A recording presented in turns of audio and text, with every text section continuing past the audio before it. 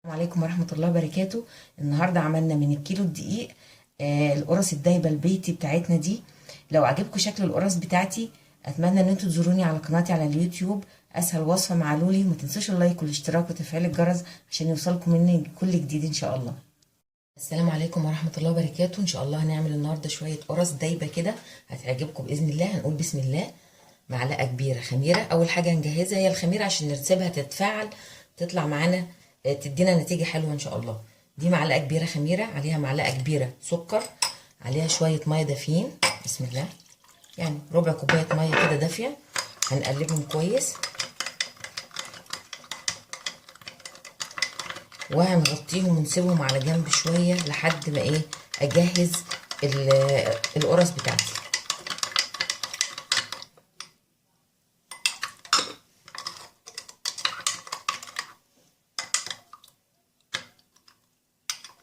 بس كده هنغطيها بقى ونسيبها على جنب. هنقول المقادير بقى. نقول بسم الله. ده كيلو دقيق متعدد الاغراض ومنخول. هنحطه كده. معانا معلقه كبيره سكر، معلقه كبيره سمسم، نص معلقه صغيره ملح، معلقه كبيره بيكنج باودر، ودول هنضيفهم على الدقيق. وهنخلطهم مع بعض كويس قوي. تبقى كيلو دقيق منخول متعدد الاغراض، عليه معلقه كبيره سمسم، معلقه كبيره بيكنج باودر، معلقه كبيره سكر، ونص معلقه صغيره من نص معلقه صغيره معانا من الملح. هنحط لهم بقى شويه فانيليا او ورقه فانيليا اللي موجود عندك هتحطيه. بس كده نركنهم بقى. ومعانا كوبايه ونص من السمنه. دي سمنه مش مقدوحه، دي سمنه سايحه بس. كوبايه ونص من السمنه. الكوبايه بتاعتي دي عيارها 250 مللي من السوائل. هنقول بسم الله. هنضيفها على الدقيق بتاعي كده. كوبايه ونص من السمنه السايحه. وهنبدأ نبس العجينة بتاعتنا.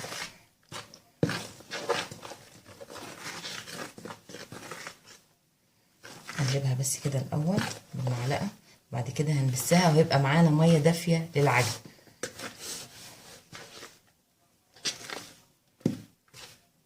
أنا هبسها وبعد كده هوريكم شكلها. هوريكم الأول بتتبس ازاي.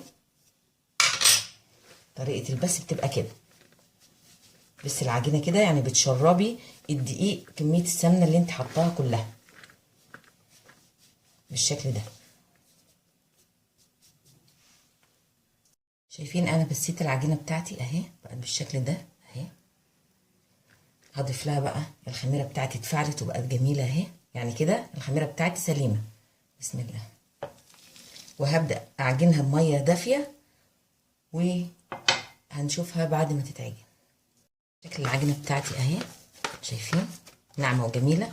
انا هغطيها واسيبها ترتاح من ربع ساعة لتلت ساعة قبل ما ابدأ اشكلها عشان تبقى سهلة معايا في التشكيل. السوائل اللي هي اخدتها على حسب نوع العجين عندك. يعني ممكن تاخد كوبايتين مية، كوباية ونص، 3 على حسب نوع العجين. انا هسيبها ترتاح شوية وبعد كده نبدأ نشكلها مع بعض. العجينة بتاعتي ارتاحت تلت ساعة. نقول بسم الله. هنبدأ نقطعها. الصينية بتاعتي مش مدهونة حاجة. هنبدأ بقى نقفلها كده فاضية اهي. عايزة تحط فيها عجوة حط فيها عجوة براحتك. نكورها كده نقفلها كويس ونبدأ نخبزها كده بكفوف ايدينا كده ونسويها. عايزة تعمليها كبيرة شوية تعمليها قد كده براحتك اهي. بعد ما هنشكلها كلها بنفس الطريقة هنسيبها بقى تخمر في الصينية. بعد كده نسخن الفرن جامد جدا ونوطيه خالص. وبعد كده هنبدأ نخبزها في الفرن.